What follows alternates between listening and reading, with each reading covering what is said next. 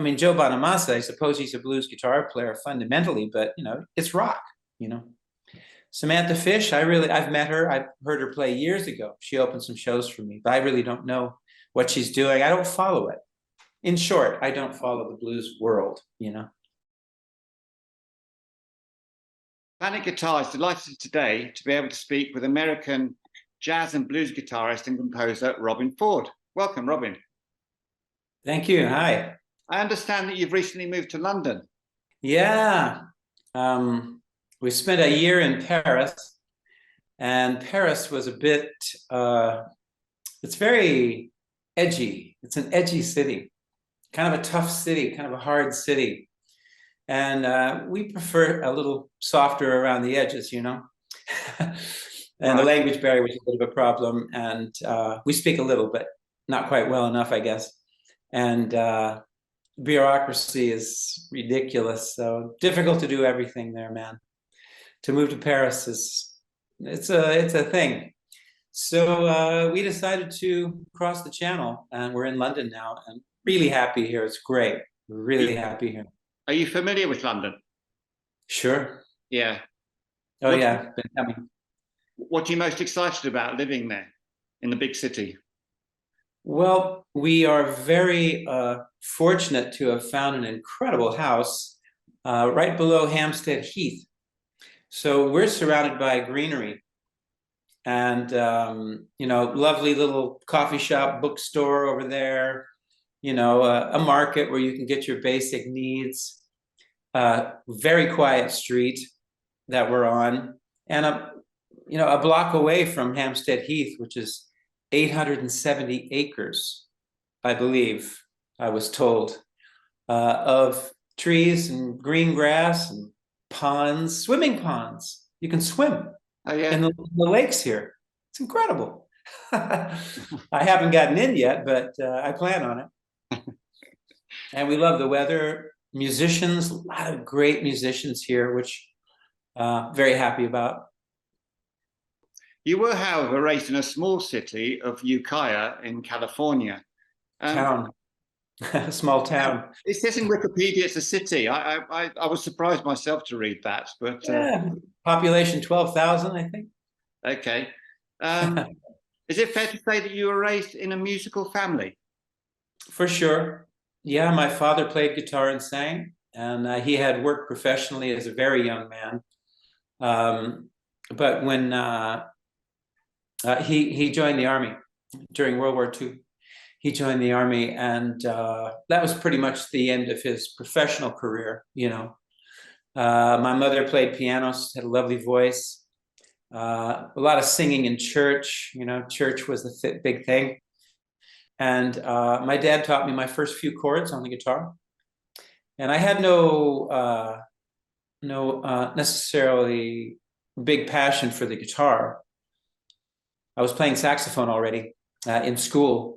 So I just, if there was a piano around, I wanted to figure something out on it, and here's a guitar. My dad had a guitar, so let me learn some chords. And so, yeah, there was a lot of music played all the time, in the house. And my father would sing and play. My mother would sing and play.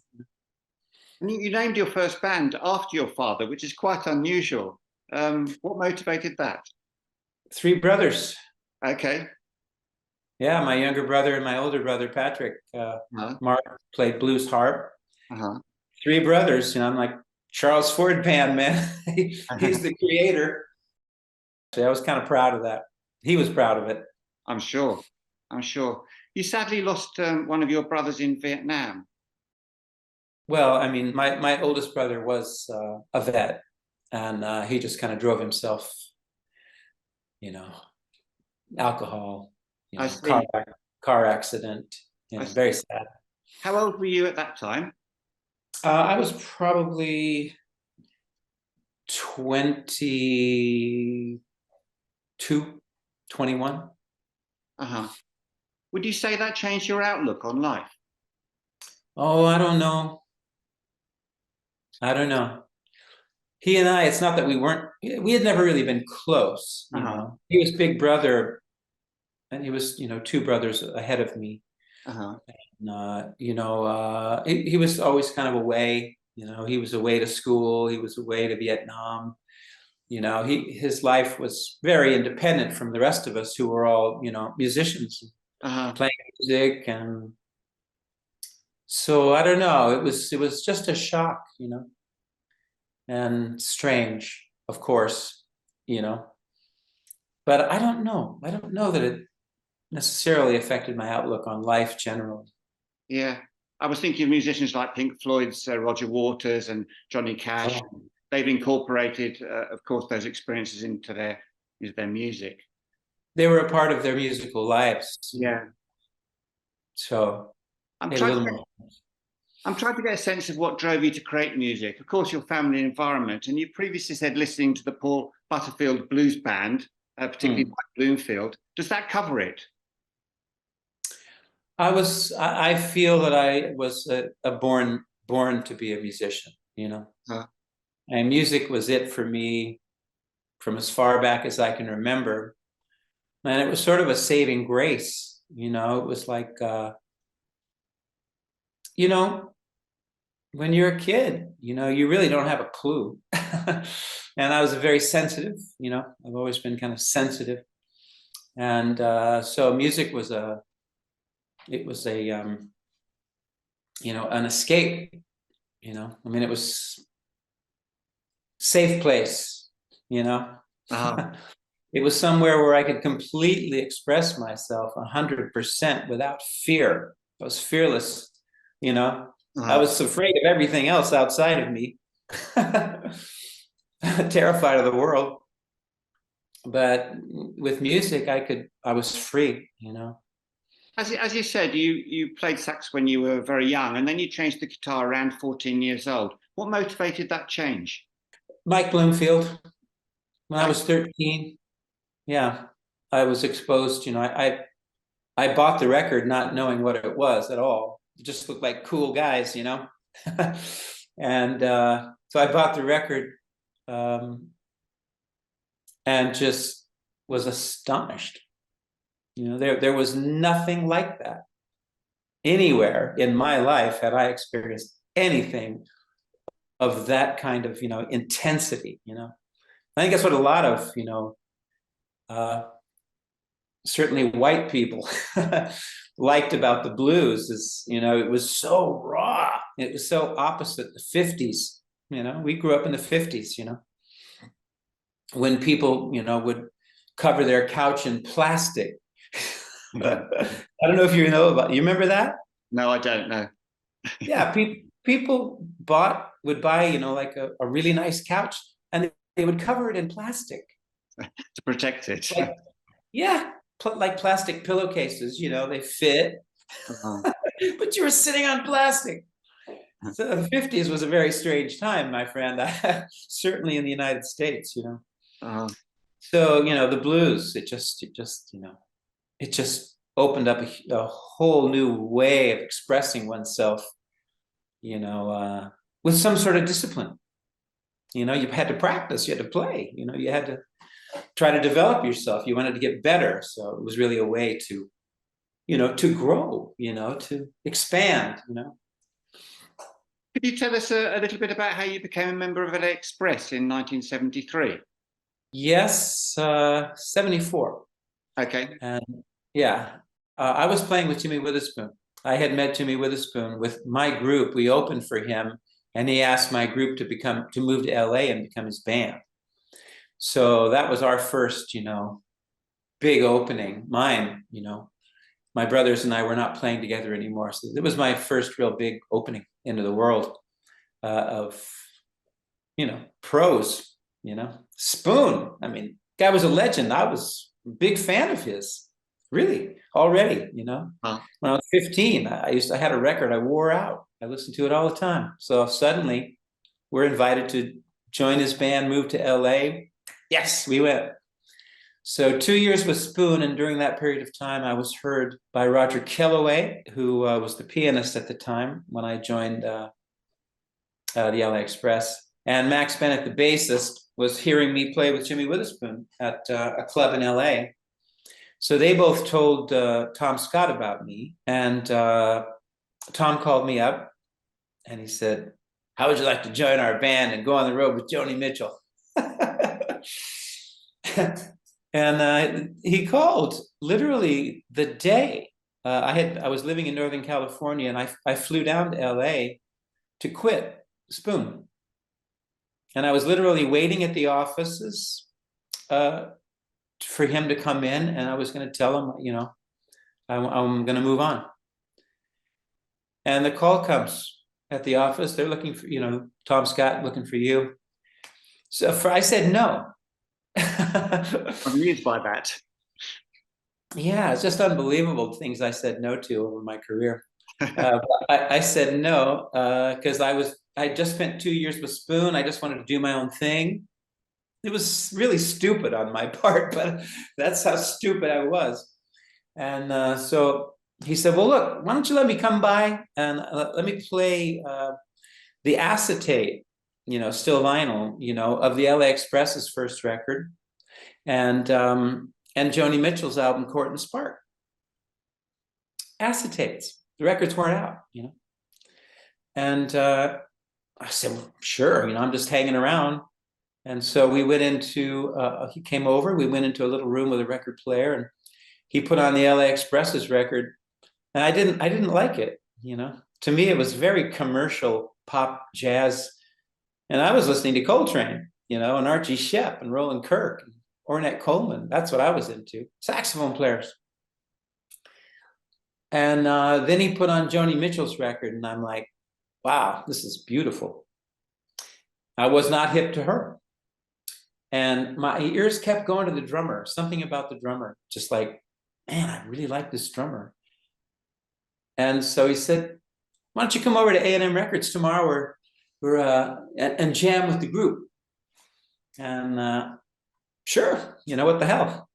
And Roger Kellaway was the pianist, and I was a hip to Roger, And so I went over and played, and it turned out there were other guitar players were showing up to play too. It was kind of like an audition situation, And Larry Carlton was there to show guitar players the parts, kind of, And I didn't know who Larry was, and he was very nice. And then at a certain point, Joni came in while I was playing with the band, and she's just like a goddess, And I'm like, wow, look at that. And smiling and radiant, beautiful. And so I played with them, and I didn't like their music, but they were great guys, and they were great musicians. I'd never played with people of that caliber ever, So Tom, he took me aside after I played, and another guitar player was coming in, and I was sort of pissed. I'm like, wait a minute, I wasn't auditioning for you guys. I was auditioning you. So anyway, he said, everybody wants you to play. Everybody wants you, these other guys, we invited them to come and, try it out with the band too, but everybody wants you to play. So I decided to do it, because the musicians were just so good, even though I didn't like their music. Joni's music was beautiful, and I did like that. And Tom and I became very close. When we weren't on the road, I actually didn't have an address, and I stayed at his house. He and his wife out in Sunland in the valley, and he and I became very close, and always out in the music room. He'd play piano, I'd play, guitar or saxophone. I still played a little saxophone then. We'd switch. I'd play piano, he'd play saxophone, And he was actually good at it. I was not so good, but anyway. Could you share with us a memory of Joni at that time, a particular anecdote, maybe? Yeah, I mean, first of all, she was just the loveliest person ever. She was happy too. It was a really good period for her. Court and Spark album, it was a blossoming, And I think probably, you know, the most incredible record that also communicated to a large audience, you know. Because after that, she started getting kind of darker, and her music became a lot more kind of critical and, you know, kind of pointing the finger at things. And but this was still that, you know, wonderful, you know, not that she isn't wonderful now, but, you know, it was just a beautiful period for her. So I just remember, you know, so for instance, rehearsal. We rehearsed for 2 weeks at SIR in LA, and, you know, the whole band and her, and she had written 2 new songs, and they were trying to keep myself open up to you, the diamonds that I made to them when it was new. You know that song? Yes. Try to keep myself opened up to you. That's the name of the song. And the other one was Firmament of Tinseltown. Da da dee da da da da. You know that song? No, I don't know. It's a cool song. They're both on the live album. She never recorded them in the studio, but they're on the live album. And you know, she would start playing the song, and then someone would go, "Okay, that part right there, could you play that part again?" And she couldn't. She had to start at the beginning of the song and play it again. That was just such an unusual, interesting quirk. Yes. You know? Are you still in touch with her? No, I've not seen her in many years. You know, Because she's playing again. Sorry? She's playing again recently, of course. She's played some concerts. Yeah, she goes out and she sits in a chair and she sings. Yeah. She has a lot of love around her, right? You know, Yeah. people are really, and she seems to be really enjoying it, which is beautiful to see. I'm happy for her, you know. She's been through a lot, you know, sickness and everything. And yeah, turbulent life. But and I also remember, like, wow, you know, on stage, you know, she'd be singing something and hitting some notes, and I'm like, oh, you know, very exciting. I only remember once, actually, the two of us, just, you know, she and I, having breakfast together in Hawaii. We were in Honolulu, and we just happened to be at breakfast at the same time. It's the only time yeah, one other time when it was just her and me, you know, sitting and talking. And I was sort of in awe of her, you know. I mean, she was radiant. She really was just, wow, a goddess, absolutely a goddess, you know. And fun. You've worked Fun with people. What? You've worked with a great variety of performers. I'm thinking Bonnie Raitt, Kiss, Barry Manilow. To what extent are your collaboration choices a matter of luck or design? Well, all of them came to me, you know. I mean, I wasn't looking for them. I'm not saying that, you know, they were begging me to, to play with them, you know, but all of those things just came. You know, somebody called me on the phone. I never looked for it. I never looked for work, you know, until I started doing my own thing. And then, of course, I had management and an agent, and they did the looking, you know. Record deals, they just came, you know. Warner Brothers, when I signed to Warner Brothers with the Talk to Your Daughter album, I recorded the demo, and basically the demo is the album. And I called Tommy LaPuma, and in New York, I was living in New York at the time. And do you know Tommy LaPuma? Very famous record producer for Warner Brothers in particular. And I knew Tommy. And so I played it for him, and he just, you know, he said, well, you know, I played it for the people, you know, in New York, and everybody kind of passed on it. Because Tommy's sort of jazz, you know. And the Talk to Your Daughter album is it's a blues record, and it's very kind of aggressive, you know.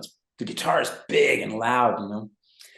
And so I called Ted Templeman at Warner Brothers in LA. And he said, yeah, come on over, you know. So I went over to the offices there and played it for him, and he just loved it. And I got a deal with Warner Brothers. So that's the only time I ever personally tracked down a record deal for myself. Okay, thank you for sharing that. Hmm.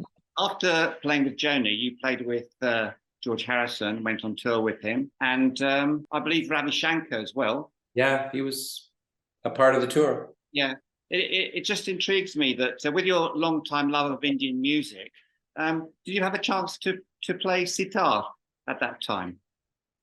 No, I bought a really cheap sitar at one point, you know, to see what I might be able to do with it. No way, man. You know, Ah, no. I even put the saxophone down, which I'd been playing for 10 years, you know. do you remember that as a happy time with George? Oh, that tour was it was difficult because, you know, George was, he just really he wasn't himself ready for that. He wasn't ready for it himself. And his voice was just a disaster. He couldn't sing. Right. He was just terrible, hoarse, just like he was sick. Uh-huh. You know what I mean? It was he might as well have had like a bad flu. That's what he sounded like out there. It Okay. was terrible. It was really sad. Right. And you know, an insane band. I mean, just a great band. You know, Willie Weeks on bass, Preston, Billy Preston. Yeah. Billy Preston. Holy mackerel! What a force of nature. You know, Uh-huh. great horn section. Oh, great band. You know, but George was he just wasn't ready for it. That around that time in 1974, you were influenced by your first wife to take up meditation and maybe become more interested in Buddhism. And I'm just intrigued by that coincidence that you were around the ambience with George Harrison. Did he also influence you in that aspect as well? No, no, he certainly wasn't practicing anything. Quite the opposite. Ah, You know, right. he was quite the party animal, actually. And you know, but indeed, I did on the road with Joni. I met my first wife on the road with Joni, and in particular, you know, first I met her in North Carolina, and she had moved to Boulder, Colorado, and we toured Boulder, Colorado, and had 3 days off. And so Uh-huh. that's where I heard about Chogyam Trungpa and Naropa Institute, kind of East-West studies. Uh, now accredited college. Yeah, Chogyam Trungpa meditation master. And so after all the touring, we moved to LA, and I hated it. And I wasn't working. And when I did work, studio work, that's like, I can't read music, you know, I'm self-taught. So I said, let's move to Boulder. And this was 1975, summer. And so we went to Boulder and went to Naropa Institute that summer, and, you know, rented a really nice house. I had a lot of money at that time because I'd been touring with Joni Mitchell and then George Harrison. So I'd been well paid. And so we had a great house up on the hill in Boulder. And that's where I started practicing shamatha meditation. To skip ahead now, last year you toured Italy with Eric Clapton. I did 3 shows. I opened 3 shows for him Okay. in Have Italy. you known him a long time? I had met Eric in New York for the first time in like 1989, 90. Briefly, you know, chatted with him a bit. He was working. David Sanborn and he were doing a soundtrack to these movies, like a cop movies. I can't remember what they were called. But anyway, David invited me down to the studio to meet Eric, so I did. And then my band opened a couple of shows for the Legends Band, which was also in the 90s. Do you know the Legends Band? Yeah. Yeah, that was Eric, Joe Sample, David Sanborn, Steve Gadd, Marcus Miller. And we opened a couple of shows, and I ran into him there. I didn't really get to hang out with them. And so this was really, the third time to meet him, but once again, like he's very kind of protective of his time when Okay. he's working, and so I've never really had the chance to really relax, with him. Did you have any chance to explore any Italian cities? Oh, I've been going to Italy for years and years and years, man. I've probably spent more time in Italy than any other country in the world. Oh, really? Yeah.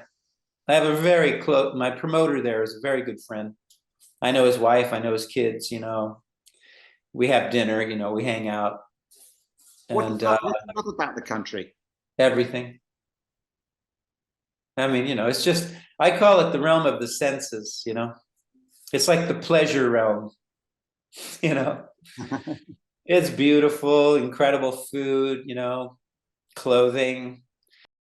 You have around a dozen guitars that are special to you, I believe. What guitar did you use on that tour, and why, or on those 3 dates? Well, indeed, the situation was such that I could only bring one guitar. I think maybe I brought 2, but the sets were only like 35 minutes, So I used my 1960 Telecaster, which is always my go-to guitar. If I only have one instrument, I'm going to use the Tele. Okay. It's been the most versatile, and I just count on it. It never changes. Guitars move, right? They're wood, so that the neck will move. Just things kind of move on the guitar. The Tele is just solid as a rock. It doesn't feel like it is, but it is. It's a lovely old instrument. Great. Anybody who plays it, it's like, this is the best Tele I ever played. And I have to say it is. It's the best Tele in the world. Okay. Did you leave your Gibson Les Paul 55 behind because you're fearful about that it might get damaged? Oh, no, I've never worried about those things. No? If I could have all my guitars, I'd take them, Okay. But it's just impractical. You've said that you sometimes don't play guitar for weeks after a tour. Do you turn to other instruments in those moments? Well, I mean, the piano is an instrument that I've used a lot for composing. But generally, it's just those referring to that, like you've clearly heard that comment. I've said it before. When I would tour, I'd work hard. You're out there for at least 3 to 5 to 7 weeks, at a time, and so put it down. Just stop. Rest. Yeah. I mean, I don't know if other people are like that. I'm sure some are. I think of somebody like, are you familiar with the guitarist by the name of Kurt Rosenwinkel? No, I've never heard of him. Kurt is a jazz guitarist, and I don't think I'm the only one who would say he's the cat. He's just the cat. He's super musical. He's an incredible technician, just an awesome guitar player. And I watched a little interview with him recently, and somebody asked him, do you warm up before a show? And he said, he goes, yeah, like I like 1 or 2 hours that he'll warm up before a show. He goes 4 hours if I can get it. So he's one of these guys who never stops playing the guitar. Yeah. The way I work, I throw down. I'm not saying he doesn't, because he does in his own way. But it's very physical. I mean, I move. It's I play kind of aggressively. I mean, it's focused, but very intense. And I'm singing also. And I'm responsible for everything. I have to write all the music. I have to do everything. And so I'm exhausted. My knuckles hurt. But what about some other blues guitarists? Joe Bonamassa, Larkin Poe, Samantha Fish, contemporary blues guitarists. Do you feel the blues is in a healthy moment? I don't know. Like oddly enough, like I find myself, like more my music is very different. It's hard to categorize. It's blues based, but it goes all kinds of other places, within that context. And so, I mean, Joe Bonamassa, I suppose he's a blues guitar player fundamentally, but it's rock. Samantha Fish, I've met her. I've heard her play years ago. She opened some shows for me, but I really don't know what she's doing. I don't follow it. In short, I don't follow the blues world, Robben, thank you so much for your time and being so candid and open with us. We really appreciate it. You're welcome. I've enjoyed it. Best of luck. All right. Bye-bye. Thanks.